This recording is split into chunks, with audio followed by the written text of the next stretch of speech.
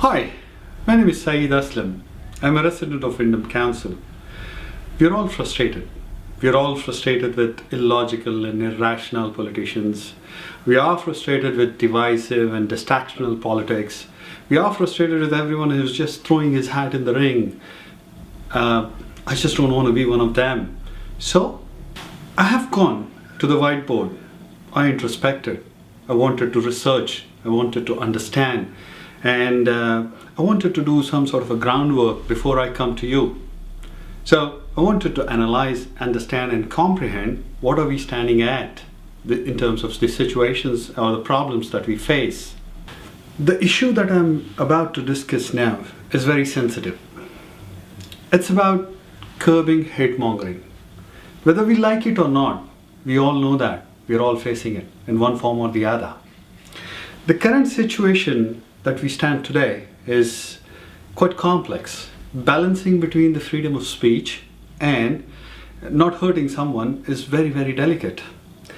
And whether we like it or not, technology has given us that advantage, that outreach, that we can speak to many people instantly and reach almost anyone, share our feelings and voice our opinions and all those sort of fancy, beautiful things. But unfortunately among us, there are a very few who sort of spread venom, spread hatred among people. And for me, I believe this is not acceptable. Irrespective of what you do for, on what basis you do, whether it is region, religion, linguistic, ethnic, age, gender, it doesn't matter. Hate mongering is not acceptable. By any form or shape, it's not acceptable.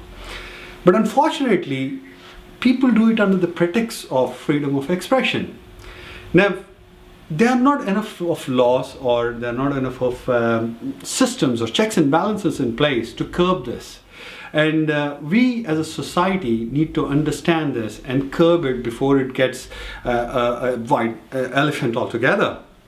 Now, the strategies that I will work on this particular issue is I'll try and work to educate people and spread the word that hatred is not going to last long. At the same time, I will advocate heavily at higher levels of political circles to do something seriously about it. Just because it's not impacting me doesn't mean it will not impact me tomorrow. So we need to work towards finding solutions that will curb hate mongering while we protect the freedom of expression of everyone. And what is the expected result that I'm expecting out of this is people will become more and more responsible. It will be a slow and steady process. But as far as we are sticking to the fundamental principle that we respect the freedom of expression and we draw a clear line between freedom of expression and hate mongering.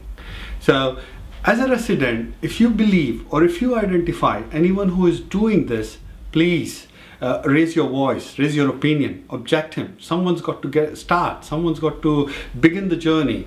And I think there are a lot of people who are already concerned about it and are raising their opinions. Thank you very much for sparing your valuable time for me.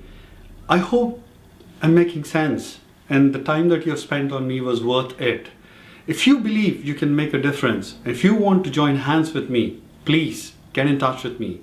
Let's all work together to make a difference in our own individual capacities.